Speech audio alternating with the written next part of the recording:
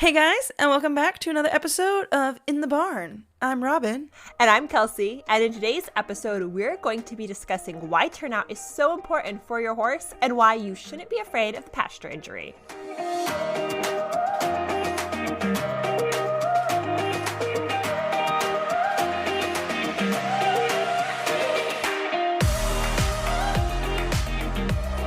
Dun, dun, dun, dun, dun, dun, dun, dun, dun.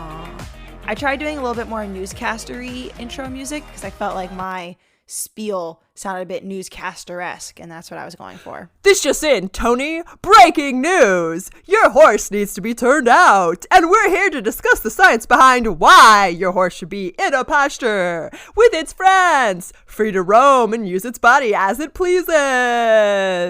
Back to you in the studio. Well, thank you for throwing back to me over here. You know, it's been a tough time coming in. We've been getting a lot of rapid news updates over the last 10 or so years of research coming in that has concluded turning one's horse out is beneficial to not only their welfare, but also their welfare. Also, you.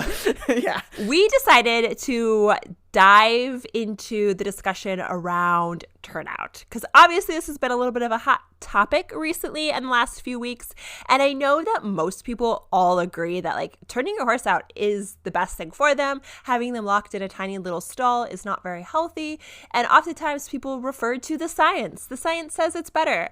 So we actually wanted to dig up some of the science and tell you what it does say and what people have been researching and sort of what those impacts are on the horse's welfare, their ability to learn, etc., etc., etc. Right. Because while the science does agree with them, it always feels so vague when someone just says, the science says this, but you're like, okay, but what science are we talking about here, you know? Because you can tell me one thing, but we've done so many times we've gone through and read the research and the studies, and you're like, okay, that's not actually what the study says.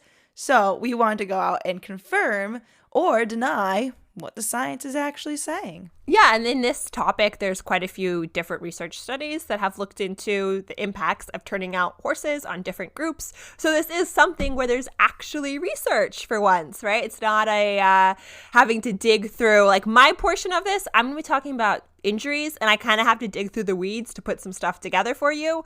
But whether it's good for your horse or not to be turned out, like that question's been asked and answered. Yeah, and what really honestly probably that sparked us going down this route and this little detour rabbit hole discussion topic is that back in the beginning of May, Olympic show jumper Danny Waldman had an incident with one of her horses where the horse ended up kicking the stall until injuring themselves, and I think it was a really serious injury.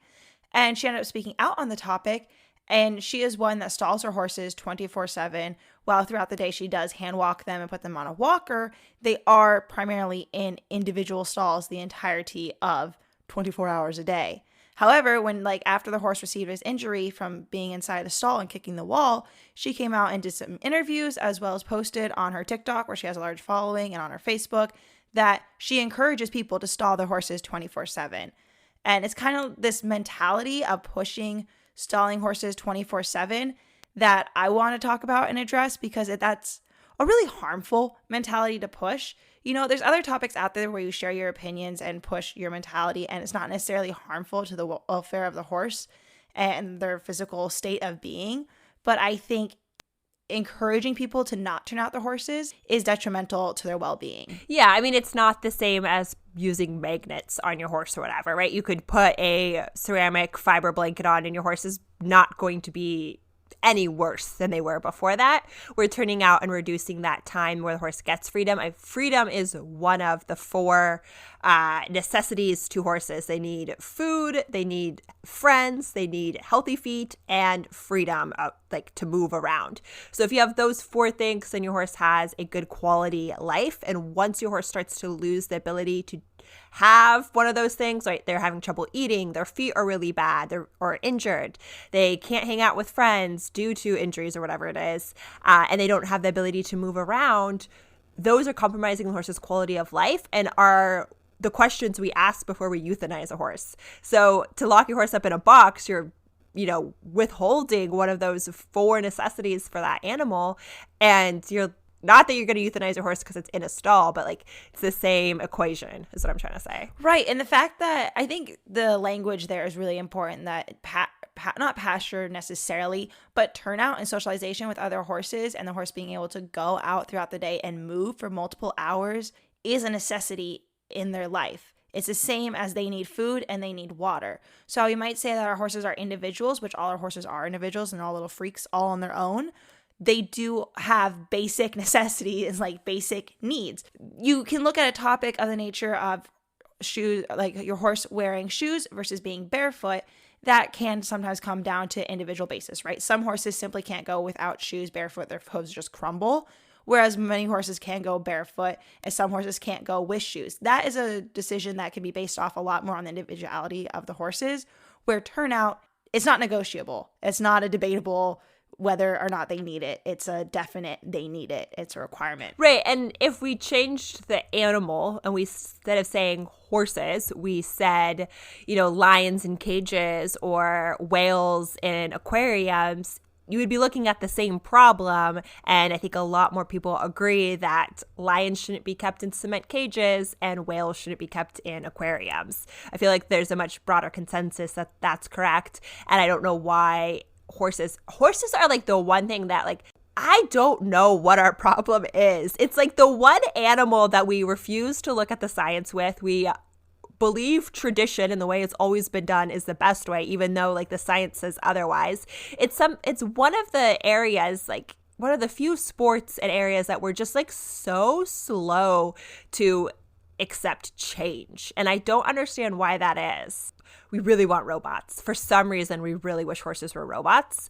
And that is how we prioritize our training, is to try to turn them into robots kept in boxes. You know what comparison is always kind of driving me a little bit nuts is whenever people are talking about comparing, horse living out their days in a stall, and they try comparing that to a person. They're like, okay, well, live your life locked up in your house 24/7. You would go mad. That's not necessarily a realistic comparison. Think about the size of a horse's stall compared to their body.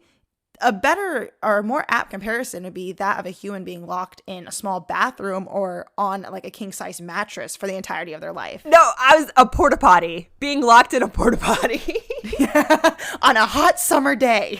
Yeah, is that what you want? Do you want to be locked in a porta potty on a hot summer day? Yeah.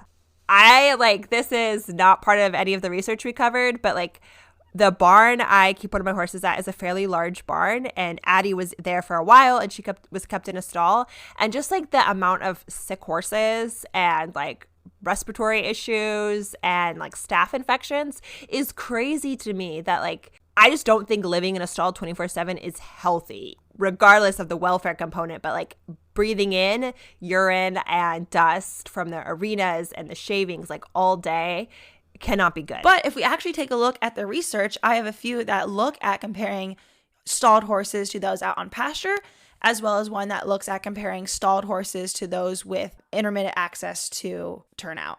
So the first study that I found looks at the effects of a temporary period on pasture on the welfare state of horses housed in individual boxes.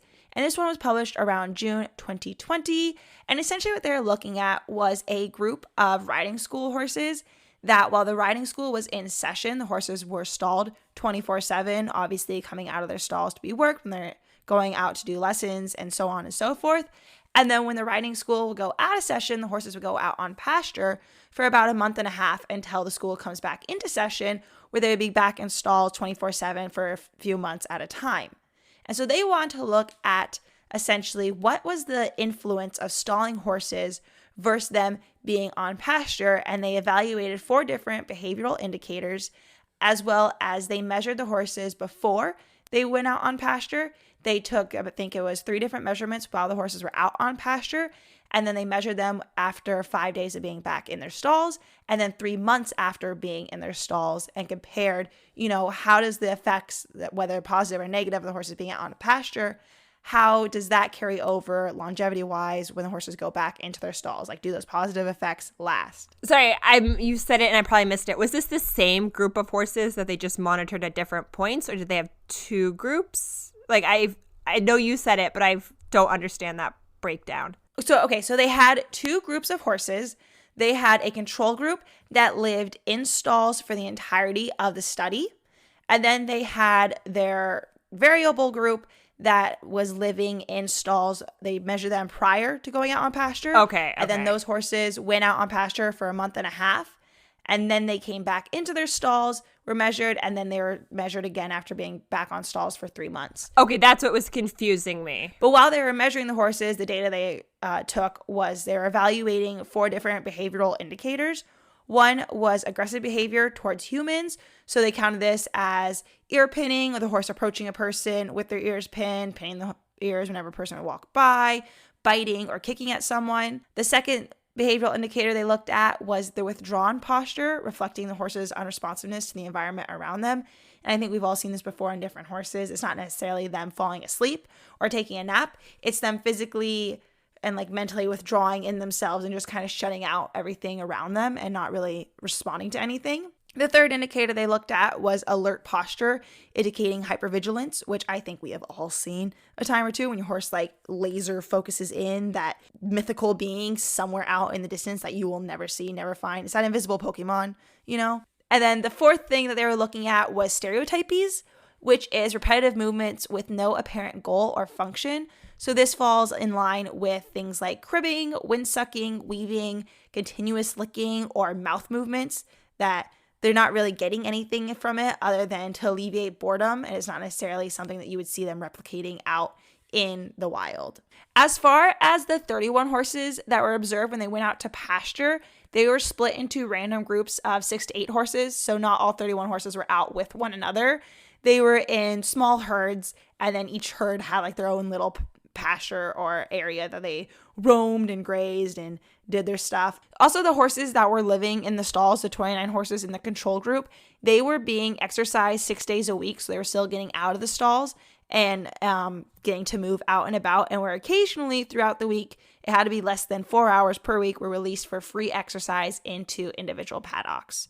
So they weren't necessarily like, it was, you know, mimicking what a traditional life for a horse in a stall would be. So they weren't just like left in the stall to sit for the entirety of the month and a half. And what they found was that those on pasture exhibited no stereotypical behavior. So there was no weaving, no cribbing, none of that behavior. And aggressive behavior towards humans was observed a lot less. And they actually noted that there was no aggressive behavior towards humans. However, the way they ran it, I don't necessarily know if they can count their observations of aggressive behavior towards humans as accurate, because while the horses that were in the stalls were, they always were kind of taking note whenever they went to collect data. They were taking note of the horse's behavior towards the people when they were approaching them and such. However, the horses out on pasture, their behavioral aggression or like pinning their ears at people was only evaluated once, and it was only one test on one day. And that's not applicable. Like, you can't really compare those two. It's kind of comparing apples to oranges. So the fact that they say there was no aggressive behavior seen, as much as I would love to like say, look how much better pasture is, this is one instance where like, I don't know if you can really compare those two and count that as like a valid result. Yeah, I mean, you need more of the sample, like more numbers of interactions, so you have more to compare it to. Yeah, they just should have done the same test every time they came out. Like, I don't know why they only did it once. It's weird. However, the expression of the withdrawn posture increased for the first 5 days when the horses were out on pasture, and then it slowly decreased after the 5th day, going back to completely normal.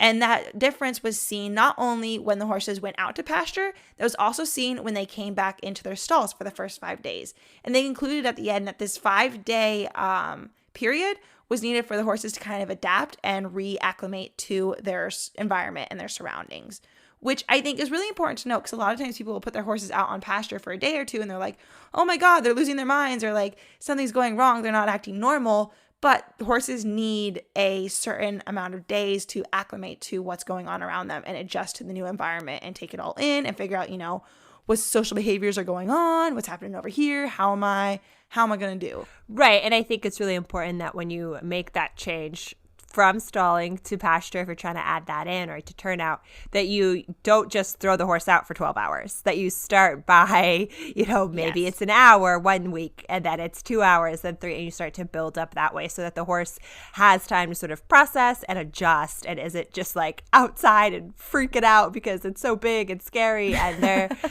worried that there's a boogie monster living in the trees or whatever, because they're horses and they're constantly looking for threats. So definitely that transition period is really important. And I think that's where a lot of people kind of just throw their horses out and are like, oh my gosh, my horse hates it. And they forgot to, go through that process of getting the horse to be okay. Exactly. And I think it was really interesting that the increase in withdrawn posture for the first 5 days presented itself when the horses went out to pasture, as well as when they came back into the stalls. So it wasn't that they were out on pasture and it forced them to shut down. It was the new environment in both situations that resulted in the horses kind of withdrawing for a little bit and then figuring out and getting their footing. The most noticeable result that they saw, though, in this study was that when the horses returned to their individual stalls after a month and a half out on pasture, there was a sharp increase in the stereotypical behavior, mostly in licking and tug movements and just like moving with their mouths and messing around with their mouths. Though one horse did begin weaving once he came back into the stall, when prior to being in the stall, as well as prior to being out on pasture, he had not exhibited weaving at all.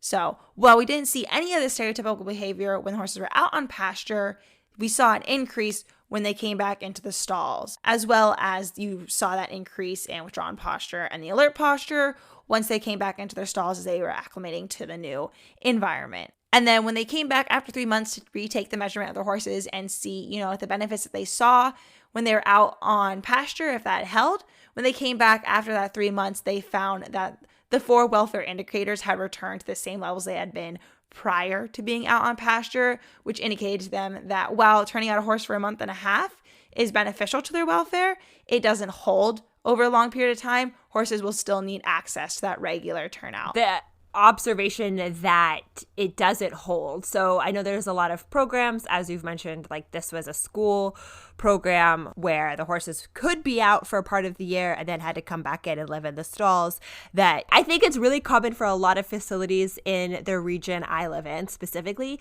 to stop turning out during the winter and the fall, and because of the weather, right? It starts to rain, it gets really muddy, the grass pastures can't hold it. It's really interesting that this study says like that pattern of turnout isn't helpful. Like that doesn't work. Just because your horse gets turned out in this when it's sunny and dry, that doesn't mean your horse is going to be okay or isn't experiencing some of this additional stress due to the lack of that freedom. That is really, really important for them. And I think that's a really good point, is that it doesn't last. It doesn't hold. They still need that access to the pasture. Just because you got water 2 days ago doesn't mean you don't need water today. That's kind of how I look at it. Right. It's interesting because I wonder with a lot of competition riders how different your intense show season practice with that horse looks compared to sort of the off or slow season. Are you still hand walking? Are you still hand grazing, putting them on the hot walkers? Are you still doing all of those things year round? Or is that just something you're going to see more in the show season and not so much in the off season? Yeah, I don't know on that one. Anyways, moving on to my second study that I found, which is called Behavioral and Physiological Responses to Horses to Initial Training, the comparison between pastured versus stalled horses. This one was published in 2002, and their goal was to look at the differences between horses that were out on pasture versus those stalled and how quickly they took to new training and a new environment. What they did was they took 16 two-year-old Arabs and split them into 3 different groups. But let's refocus on the 16 two-year-old Arabs. They weren't holding back on seeing, how does the stall affect high-strung horses. They went for it. Yeah, those horses are definitely going to express some behaviors. Yeah. If you were looking for high energy, you got it. You definitely found it. They split the horses into 3 different groups. Group 1 consisted of 6 horses where they were kept on pasture for 4 weeks. And then there was Group 2, which also consisted of 6 horses where they were kept in individual stalls for 4 weeks. And then they had their control group, which consisted of 4 horses. 2 were pastured and 2 were in stalls. However, where group 1 and 2 went through a training regimen or like a training schedule where they had set training guidelines and like a, what am I looking for? Like a set lesson plan they had to go through each day. Those in the control group didn't have that. They just went into the round pen, hung out, and then went back into their respective areas, whether that was the stall or the pasture. One thing to note, but I don't want people to get hung up on this. However, like it's one of those things where obviously I'm going to share. I don't want you guys to think we're hiding anything. Group 1, who consisted of the 6 horses that were out on pasture, did have 1 horse removed 2 weeks into the experiment. Was it 2 weeks? Yeah, I think it was like 2 weeks into the experiment due to an accidental injury. However, they don't give like any specifics or any elaborations on how the horse was injured, how serious it was, anything of that nature. But yes, the horse was injured in the pasture group and had to be removed from the study. We have read countless studies out there where like they're testing different things, whether it be different bits, different girths, or like running the horses through various mazes or something. Horses regularly get removed from these studies because of injuries. So it's not necessarily the injury was caused by the pasture and that it's abnormal to see horses removed from studies because of injuries. It's not an uncommon theme with these studies happening is that horses are frequently removed because they gotten injured at some point during it. Okay, and just to add, my portion of the podcast isn't that your horse won't get injured. It's that it won't be career ending. Your horse will absolutely get injured and turn out. I am not even going to try to deny that. They hurt themselves. But it's not the serious like that they won't come back from it. It's the bumps, it's the scrapes, it's the bruises, it's the stone bruise because someone was going Mach 10 when they really should have been standing still. Yes, exactly. Anyways, in this study, they collected several different parts of data. They observed various behaviors of the horses as well as they drew blood samples and monitor heart rates. This collection of data occurred on day 0, day 7, day 21, and day 28. The horses were worked 5 days a week for 28 days. And on off days, as their stalls were cleaned, the stalled horses were exercised for 1 hour a day on a mechanical hand walker. As well as if you go and read through the study, they go pretty in depth and explain how the training sessions were conducted and what the goal was for each session. That way it was as uniform as possible while working with like a bunch of 2-year-old Arabs. What they did find though was that those in the stalls took significantly more time to complete the entire training procedure at an average of 26.4 minutes compared to the horses on pasture, where the average time to adjust and learn was about 19.7 minutes. In particular, where they noticed this biggest difference was with the groundwork sessions. The stalled horses took a lot longer to reach the end of the training procedure set before them than those out on pasture. So like, for example, one of their training sessions was spent putting the saddle pad on the horse and then removing it. And their goal was for the horses to remain standing still while they did this action. And the pastured horses on average took about 8.6 minutes to get the hang of it versus their stalled counterparts who took an average of 23 minutes to reach the goal, which is a pretty significant difference. Yeah, it's a huge difference. Yeah. I thought that was like a really big difference because I mean, especially when you look at the people that keep their horses stalled 24/7, they're riding them regularly, teaching them regularly, trying to show and stuff. So that it would behoove them to have a horse that has like a quicker learning curve and is going to pick up on things quicker. And if it's showing that they picked up on things quicker when they're out on pasture, it would make more sense to put your horse out on pasture. However, one thing to note was that the biggest changes they saw in this time constraint where horses took longer to acclimate and learn what was going on was seen on the ground. They noted that once riding, there wasn't a huge difference, which I thought was really interesting. And I don't know if it's necessarily where the horse is picking up on it quicker, or people are just more willing to mold them over and like say that they completed it and they reached the goal when maybe they hadn't or they had just shut down. So I don't know how it necessarily carries over under saddle. It's always so hard to judge on these kind of things. But I think that it was this theme throughout the entirety of the training over the whole 4 weeks that they were slower to pick up on things on the ground. I think that's definitely worth noting. They also noticed that the frequency of unwanted behaviors was higher in stalled horses. So one of the behaviors they took note of was when the horses would stiffen and extend their heads and neck upwards. So hollowing and coming above the bit. This particularly happened when being ridden. The stalled horses stiffened and extended their necks on an average of 8.6 times, whereas the pasture horses did this movement only about 2.2 times. And I don't know if that's because the difference of how the horses carry themselves in a stall versus when they're out on pasture, right? Because when the horses are out on pasture, they're typically roaming around, grazing for upwards of 16 hours a day. That's a significant part of their time. Where horses that are in a stall, even though they have like regular access to feed and stuff, even that hay is on the ground, that only takes up a small percentage of their day. Like, I'm curious as to why do they throw their head up? Is it like an alert thing? Are they more distracted, more easily distracted, so they're looking around? Or is it like a lack of muscle and they are having to, like, I don't know, holding their back and lifting through their back and relaxing their neck is just harder because they spend all day in the stall. So I'd be curious which one is a bigger, like, what is it? Is it an even split or is it one more than the other? But also then it makes you wonder if people who ride feel the need to ride in things like draw reins and martingales and training forks. Is there a bigger need for those with riders that are riding stalled horses versus pasture horses? Do like pasture horses not need as many training aids? Or, I mean, I know that's like a crazy question, but it does make you wonder like where that need comes from for some of those training aids. I don't know. That's another correlation to look into that needs to be studied. Oh, there's so much research to be done. I know. There's an endless amount of research that needs to be done. I have a lot of questions, guys. Start answering my questions. It was also noted, though, that those that were stalled, the horses had a higher frequency of jumping around and bucking of about 8 times on average, versus the horses out on pasture only jumped around or bucked about 2.2 times. But I think those numbers are, like, I think that's totally to be expected, right? That those on stalls are going to come out and be like, woohoo, I got energy. Yes. Speaking from experience, Adeline, when she was stalled 24/7, took about 20 minutes of lunging and then about 20 minutes of like fast work in the arena before I could finally get to doing like actual structured lesson time. So she had me worked for about 40 minutes before I could even get to the learning phase.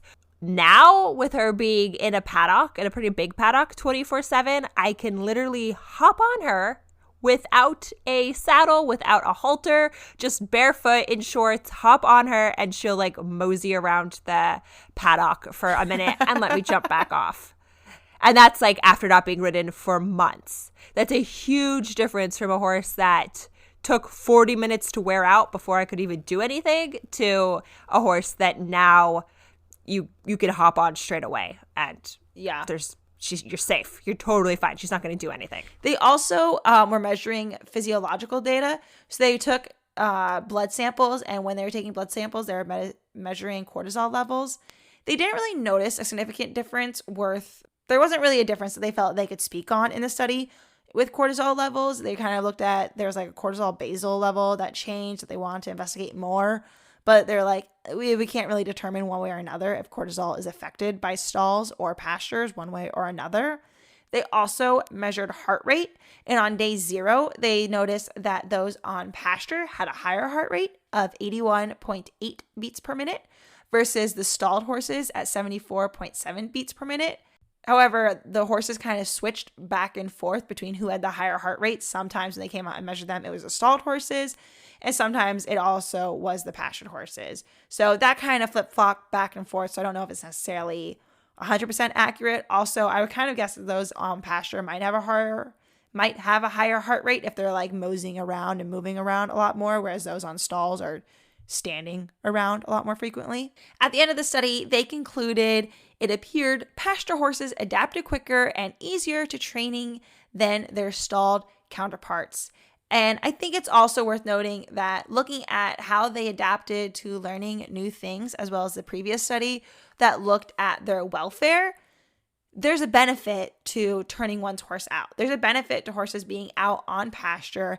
And it kind of concludes why I don't like that Danny Waldman was pushing stalling horses 24/7 is that these studies kind of confirm that it's harmful to push that mentality. It's harmful to encourage horses to be locked up and stalled when they clearly perform better, do better, both welfare-wise and their body, like mentally. They're more willing to work when they've been turned out. They have a higher tendency to learn, like it's better overall for them to be turned out, is what I'm trying to say. Sure. And it also, like, that is one red flag. What other red flags are occurring in your training practice if you believe horses should be locked up most of the time?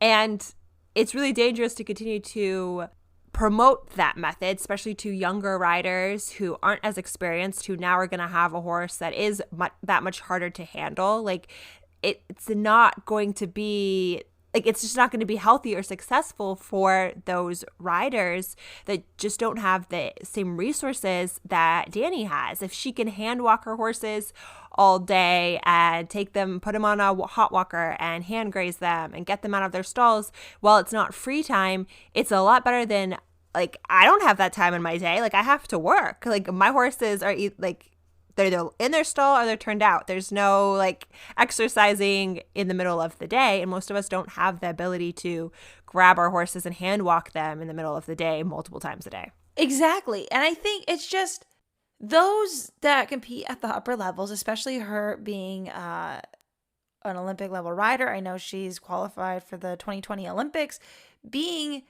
or the 20, whatever the next one is. I know 2020 was last year. Whatever the Olympics are coming up, she's qualified for them. Those riders, so many people look up to them and are influenced by them, that what they speak out on and support and encourage, that has a trickle-down effect that affects horses, states and countries across from them that they have never met.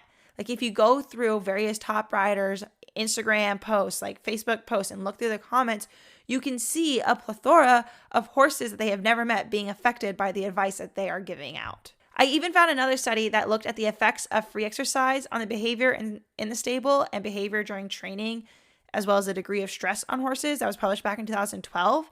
And in that study, they concluded that there was a slight improvement in horses' willingness to learn with those who had more access to turnout than those who didn't, which just shows this reoccurring theme that turnout is beneficial not only to your horse's welfare, but also with their natural behaviors and their willingness and ability to learn during rides.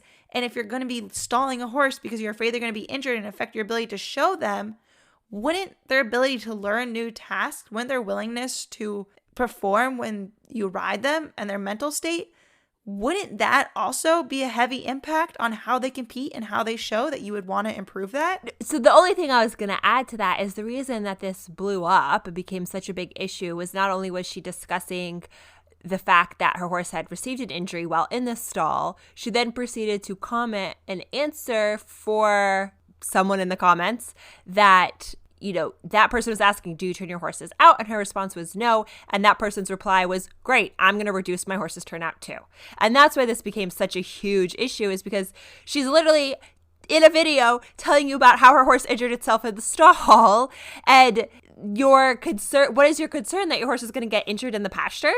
And so now you're going to do the same thing, and you don't even have, you likely, I don't want to assume anything, likely don't have the same set of resources that she does, let alone access to vets, access to the same quality of vets, and the ability to pay for all the treatment now for the injured horse. Like, it's just crazy to me that people are saying don't turn your horse out because they're going to get injured, because the horse is a huge investment, when it's not how this works. Right. And I think we should honestly specify a little bit further on, like, injuries, right? Because we have had horses our entire lives. I think we've had horses going over 20 years now, which is a long freaking time. We have had a number of different horses growing up, ponies, thoroughbreds, Arabs, like various other horses out there. We have had them where they've always had access to turnout paddock where they can roam around, or horses that have been out on pasture 24/7.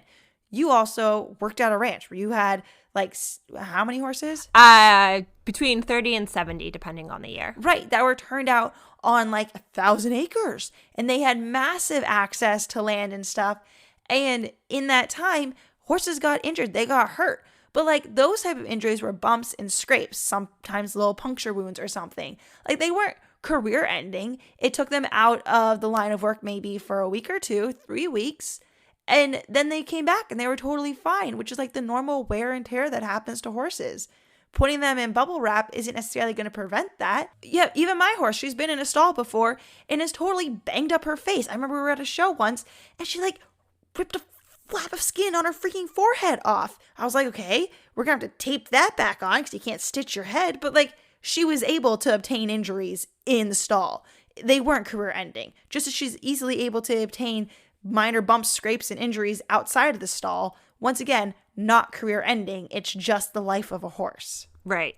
I mean, Dublin has really, really bad arthritis due to being stalled overnight was enough. He's like claustrophobic and really hates being in a stall. And he was a really, really, really bad stall weaver and basically like blew out his knees stall weaving. He now lives 24/7 out on a pasture.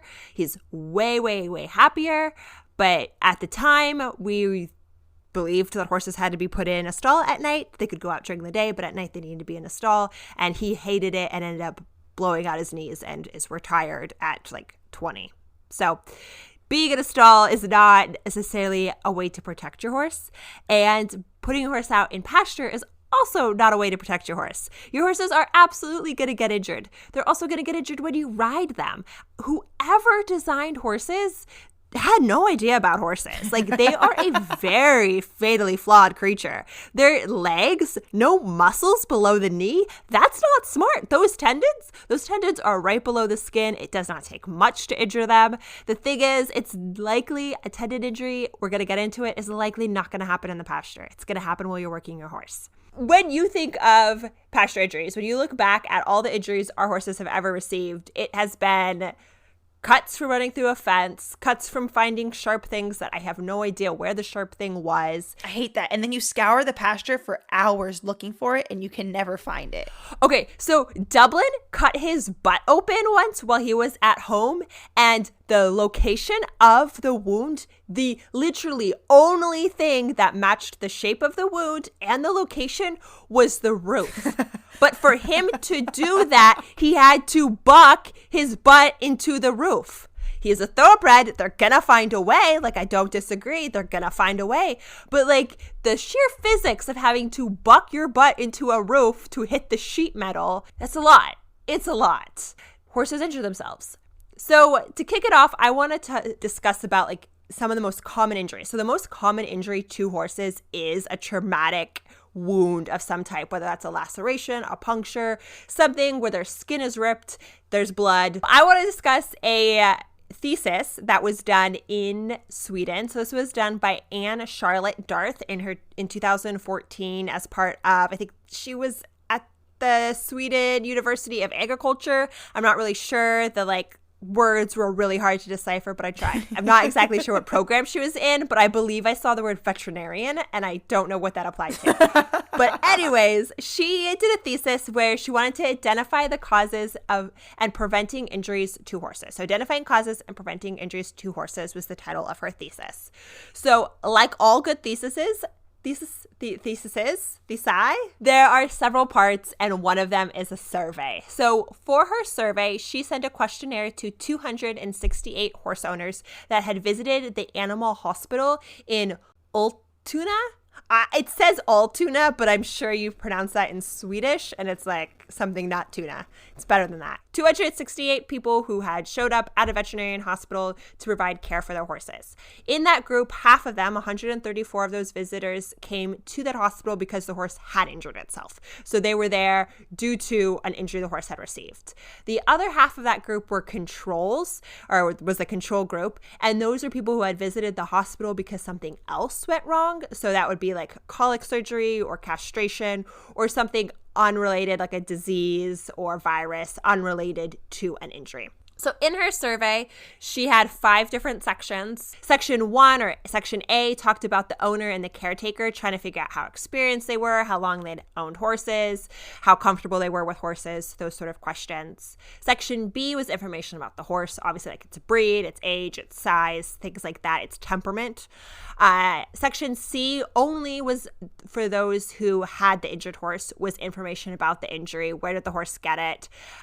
Where on the body was it? How do you think it happened? Those sort of questions. Section 4 was information about how the horse was kept. Were they kept indoors, outdoors, Could they see other horses? Could they not see other horses? Those sort of questions. And then the last question was, how was the horse exercised and trained? What sort of discipline did they do? How often were they ridden? Those sort of questions. After going through her survey, she found that 74% of horses were injured in their paddock. Of these, 89% of the injuries were to the legs, 53% of these injuries were to the back legs, and 36% were to the front legs. So of the 134 horses, 74% had injured themselves in the paddock. More specifically, it was found that 31% had injured themselves on something in the paddock, like a branch, a twig, or a rock, a wheelbarrow, a jump, whatever, something that had been left in the paddock or had fallen into the paddock. 22% had been kicked by another horse, so their injury was received by a herd mate, and 17% had gotten cast on the fence or stuck on the fence in some manner. So they had hooked their blanket or had rolled too close to the fence, which that was actually 17% of those horses had rolled too close to the fence. I didn't know that was a major issue for horses. I don't know if this is a Swiss horse thing or do a lot of horses roll too close to the pasture fence? Is that something really common? I mean, my horses, so Hudson gets cast somewhat frequently in his stall, and don't tell me my horses, the shavings are banked. It's not banked shavings. We can discuss whether that actually helps or doesn't help. Theoretically, it should help, but I don't think it helps. But I want to blame his mom, because his mom also got cast when she was super pregnant with him.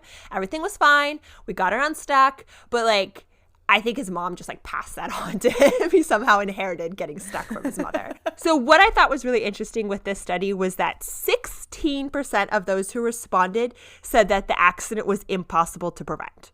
Everyone else thought they could prevent this accident from happening in the future, and one of the biggest ways was by removing things in the paddock that the horse could hurt themselves on, such as stones or branches, or to improve the fencing that the horse was living in. Well, that's good. That means the injuries in the pasture are preventable, which is just what you want. Exactly. I thought that was hugely important, that only 16% thought it was impossible to prevent. Everyone else thought they could have prevented it. So that's huge, right? Because a lot of injuries, if we're thinking about injuries, Dublin getting himself on a nail.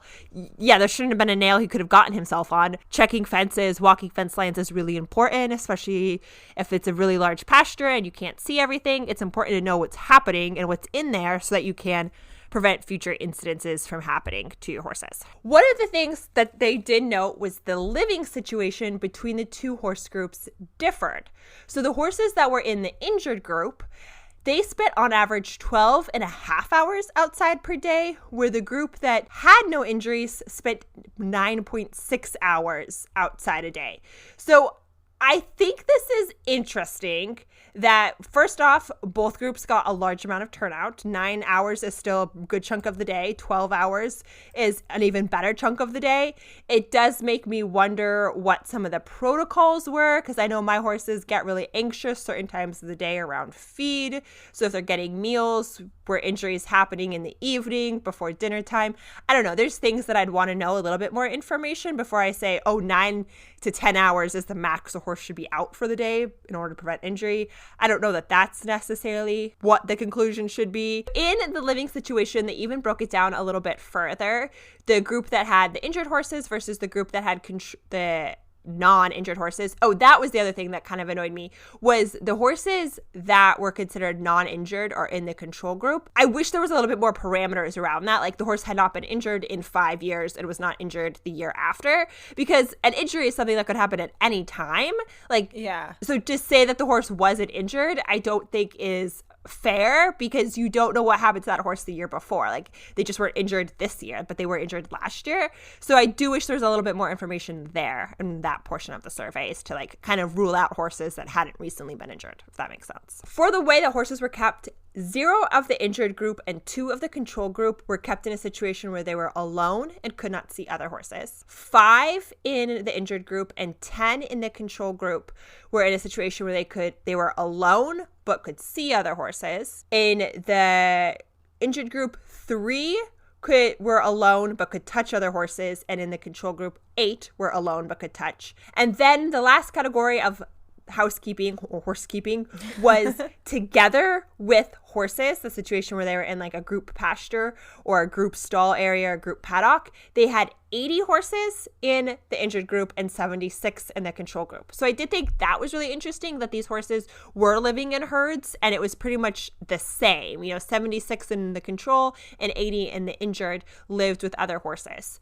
So it didn't really show that you're living in a herd was necessarily putting you at a greater risk of being injured. Which I think a lot of times people get too concerned with horses living with one another. It's like, well, what if they get kicked? What if they get bit? But I think that's an interesting statistic that they're not necessarily at a higher risk of getting hurt by living with another horse. So types of injuries that horses received. 2 horses received large penetrating type injuries to the body. 30 received a cut or laceration. 10 received a puncture wound. 6 a laceration or abrasion, which I don't know how the difference between cut laceration and laceration abrasion, but I'm sure there's a difference. I know like an abrasion is like bald knees, rubbed off hair, but I don't know why they put laceration in both of those. 7 had an open wound, 2 had other hoof injury, 2 had a fracture, and 23 had other, except for their other category makes 0 sense because for other they say example, wound infection, colic, or fracture. Well, fracture was already on the list. Colic wasn't an injury, and wound infection is a wound that's now infected. So that other category makes 0 sense to me. So the other category did have 23. It does not go into detail about those others. I don't know if this other would have been like non-physical injuries or if they just elected only horses that had traumatic wounds. They did not say that. They only talked about horses that had been injured. No horses had injuries to the neck or hindquarters. So this season that had the most injuries was between, do you want to guess? Do you want to guess which season horses were at a much greater risk of being injured? Okay, so I have 2 answers. Don't know which is correct. So it could be summer because I would think horses are just out more frequently. So, but no, winter because everything hurts worse in the cold. I don't know. What is it? What's the answer? It's summer. 40% of the horses were injured in the summer, where each season, so winter, spring, and autumn, were all equally represented with a little less than 20%.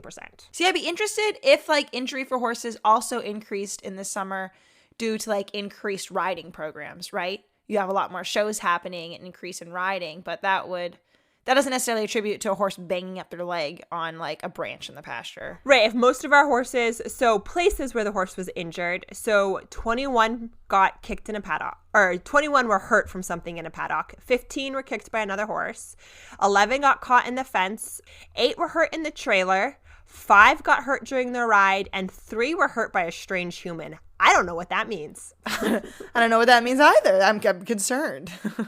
Yeah, hurt by a strange human? Like, how is that different than being hurt by a not strange human? Maybe, like, just hurt stranger danger? And then for their other, they have 5 horses that were in the other category, and the examples are the horse ran away from the paddock to a road, accident on the way from the stable to the paddock, horse got loose, and horse was stolen.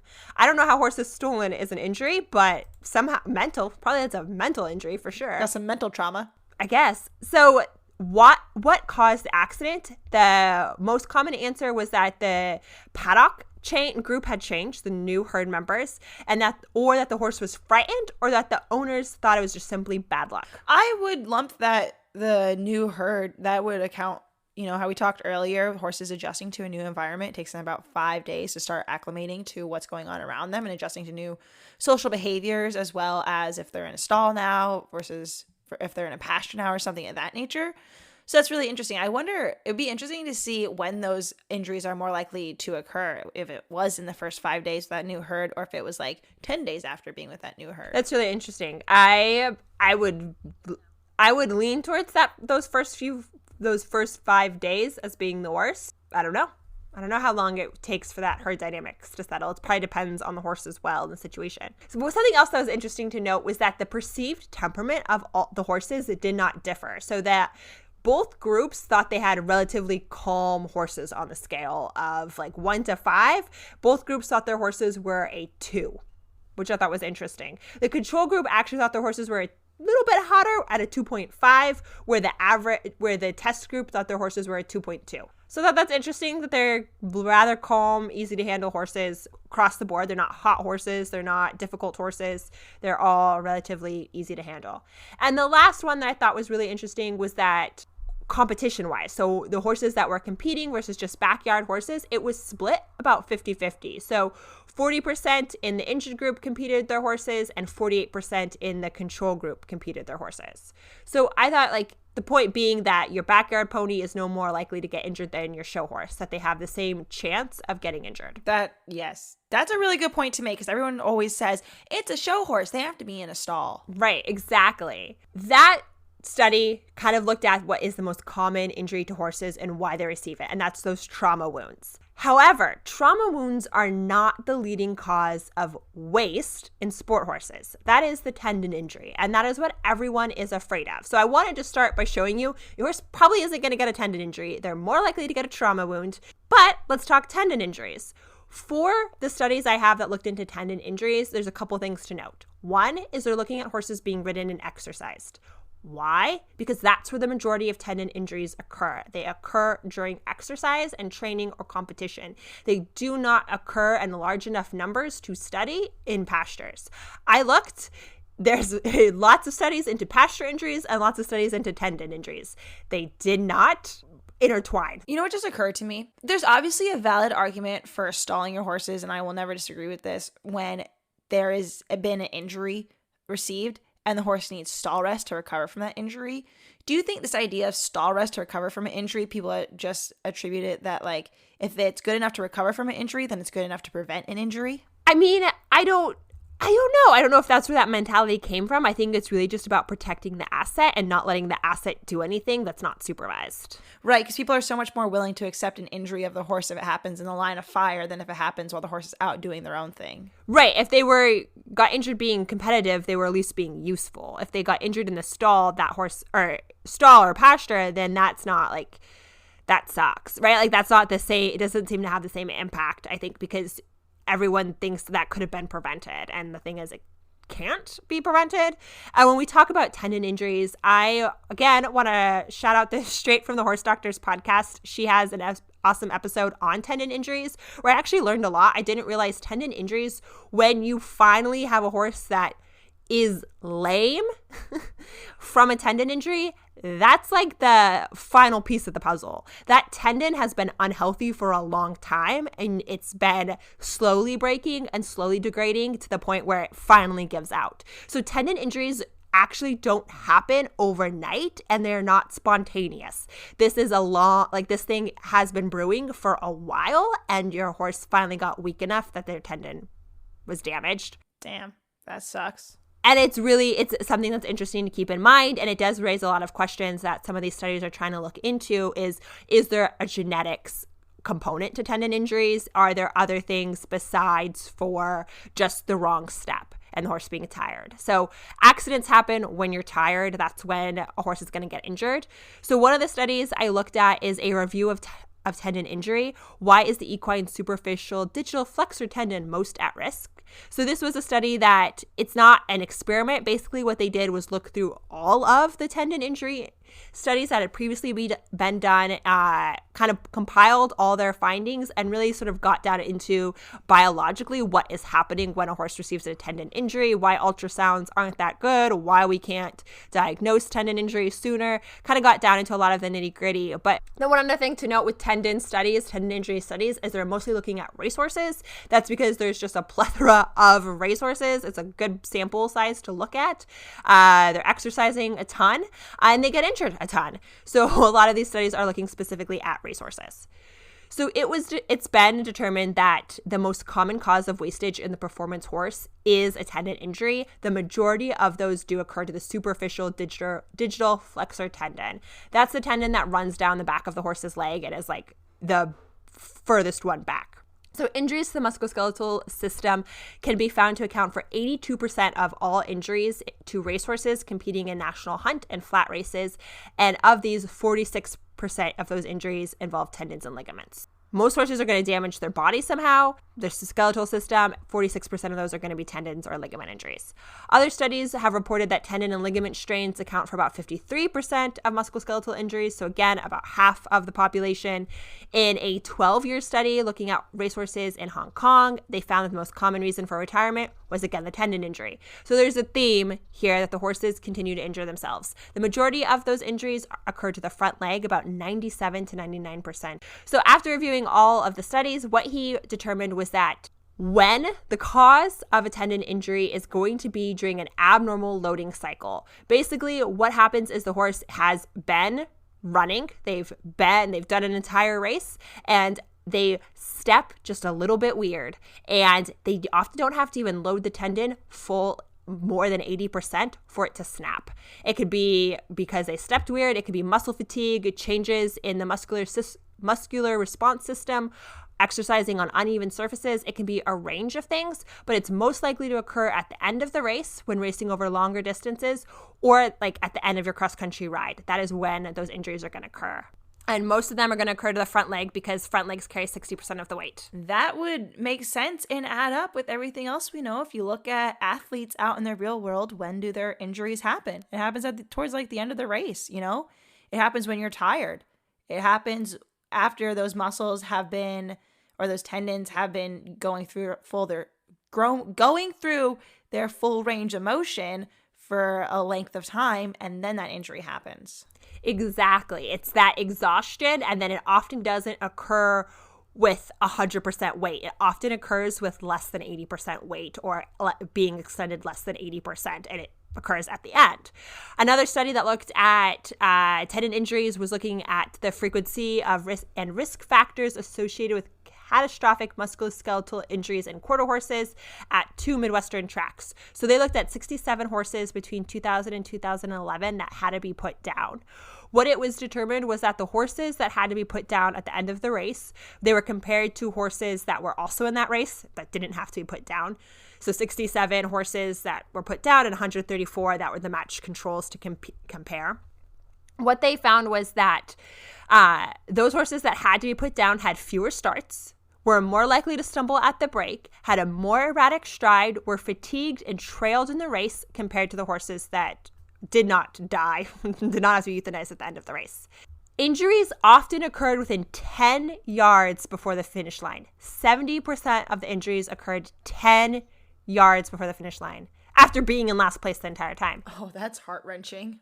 Again, that's where these injuries are happening. Another study looking at thoroughbred racehorses found that they're more likely to occur, tendon injuries are more likely to occur in 2-year-olds than in 3-year-olds. So this says that it's more... Well, I could have told you that. But it says it's more than just the age of the horse and the amount of time being ridden. It's younger horses, so not horses that haven't had time to properly develop are more likely to be injured. So when you're thinking about tendon injuries, it has more to do with the complete picture and the complete health of the horse than just them being turned out or just them racing or just them doing a country course. So the last tendon study I want to talk about, because again, these aren't pasture turnouts. I'm just trying to explain when tendon injuries are likely to happen and why you should not be afraid of them happening in pasture. You should turn out your horses and not compete them. That's really the summary right here. So this is one that was done in 2008 or 2006, and it is injuries in the event horse training versus competition. So what they did is they pulled 2 groups of horses. They looked at horses that were getting injured at the shows versus horses that were getting injured during training. So I'm going to kind of skip over the horses that got injured at the show because they were only finding horses at CCI competitions. So they were looking at intermediate level riders. The difference was they're comparing this upper level riding to lower level like a 1-day competition. So like a 3-day, or I guess like a CCI is at least 3 days, but you're probably there before. You've got your jogs the day before you start doing dressage. You're there for like 4 days, 2 days of dressage, cross country, stadium, and then you usually don't leave till Monday. And so what they found was that horses that competed at the CCI level were more likely to be caught with a tendon injury because they stayed on grounds and had more access to vets, where horses at lower level shows that were only doing a 1-day were less likely to report a tendon injury because they were there for like less than a couple hours, went home, they didn't have the same access to vets and weren't being monitored in the same way. So that's a summary of what they found in competition horses. What I think is really interesting is what they found in training sessions. So they looked at grade 2, which is intermediate level in England. So they looked at riders they looked at 83 horse and rider combinations that were preparing to do the CCI. So of these 83 pairs, these were 83 pairs that did not get to compete in the event they were training for. So they looked at these horses, they monitored them between January and October. They ended up calling up these riders and talking to them and having them fill out a questionnaire over the telephone. What they found, which I think is super interesting, is that those 83 horses, the majority suffered tendon and ligament injuries during training. So 36 horses received tendon or ligament injuries, 9 received a foot injury, 9 back or shoulder or pelvis injury, 4 tied up, and 2 were bleeders, and then 23 had some other type of undiagnosed lameness or illness. But I think it's likely that those 23 could easily have been tendon injuries. Tendon injuries, unless you're specifically looking for them in ultrasounding, are notoriously difficult to find. But what they found the cause was, compared to the horses that went on to compete without an issue, it had to do with the amount of interval training, when they started their interval and how many canter sets they were doing. So increased number of canter sets made them more likely to not be able to compete due to injury. So starting the canter sets sooner and doing more of them. So again, that's just those excessive training. So trying to figure out how not to train in an excessive manner.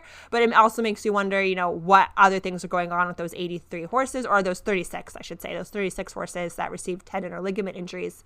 So that is what I have for tendon injuries. The last type of injury that's most common when horses are turned out is a kick or a bite injury. So I'm just going to breeze over one of these studies. So Switzerland and Sweden, again, really into studying herd dynamics, pasture, horsekeeping, not housekeeping, horsekeeping. So this was a study that's called Bite and Kick Injuries in Horses, and it's the prevalence and risk factors and prevention. So this study was a questionnaire that was sent out to 2,500 horse owners. They had a list of questions to answer, including, how is the horses kept, their breed, how were they injured, how often were they injured, things like that. The data they received was for almost 3,000 horses, so 2,912 horses. They had 897 disorders that were diagnosed by veterinarians. Of those, 231 were injuries, or 50 of those injuries, 21 were caused by a bite or kick from another horse. This number corresponded with about 5% of all diseased horses, and only about 1% of the horses that were evaluated had a kick or a bite. The thing that I thought was the most interesting with this study was that warm bloods, thoroughbreds, and Arabians were 4.3 times more likely to be at risk of a bite or kick compared to any other breed. I knew it all along. We always knew it. Thoroughbreds. Oh, yeah. But I also wondered, those are sport horses, right? Those are most likely to be sport horses. What about them makes them more likely to be kicked? So I know that probably doesn't make anyone more comfortable that I'm like, if you have a warm blood or a thoroughbred, it's going to get kicked. The point is that their conclusion for this study was that a lot of this had to do with that stable group and the hierarchy, and that when pasture mates were changing, that is when they were most likely to be kicked, and that it's important to make sure you're monitoring your herd dynamics.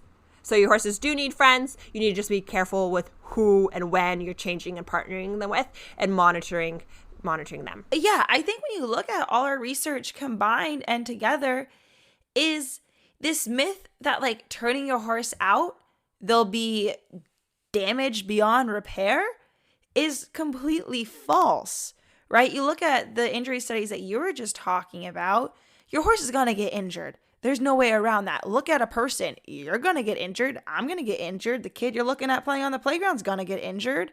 But it's not life-altering, career-ending type of injuries. It's bumps, scrapes, puncture wounds that will take a week or two to heal and recover from.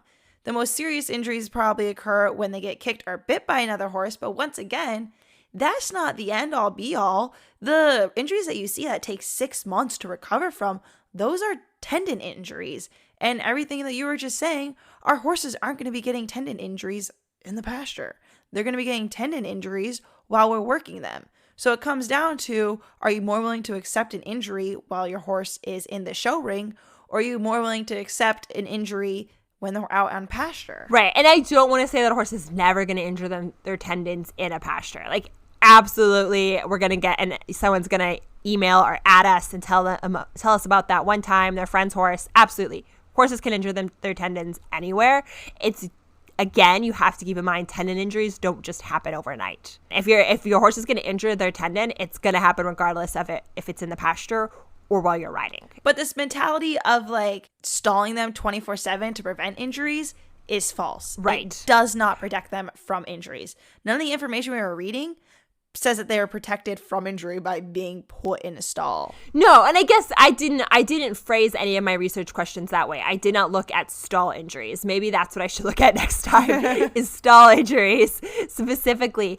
But the point of trying to tell you this is that your horse is going to get injured. You need to figure out how to be prepared for it. Have a vet kit. Know how to handle a wound. And know how to manage and clean a wound that's going to happen, because it's going to happen. Know when to call your vet. Have a vet that's willing to come out, in the evenings. Have a good relationship with a vet that can come and can respond. But recognize that tendon injury that's the career-ending, life-altering injury is not going to happen in the pasture.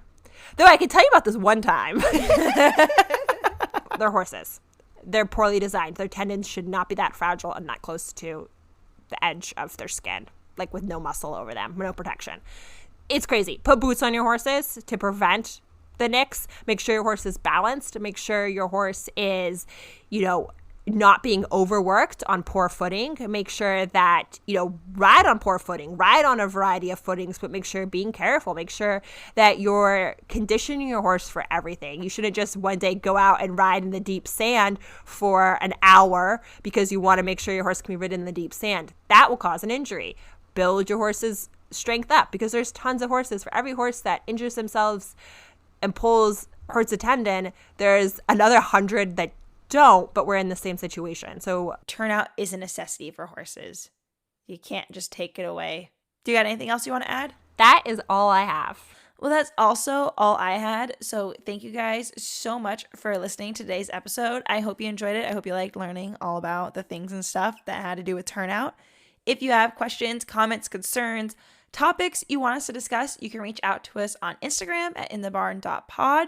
Or you can send us an email at inthebarnpod@gmail.com. Also, if you like us and you want to let us know, you can leave a review on the Apple Podcast, little purple app, whatever. No one's left a review in a really long time. So if you want to feel special and like we appreciate you, specifically you, leave a review because I'll read it and then I'll feel special. Well, again, it's not for us. It's for the podcast. Keep that in mind. No, it's for me. Okay, well, that is just selfish, not necessary. All right, guys. Thank you so much for listening. Remember to stay safe, stay classy, and stay in the saddle. Also, turn your horses out. Your horses out. Yeah. Turn your horses out.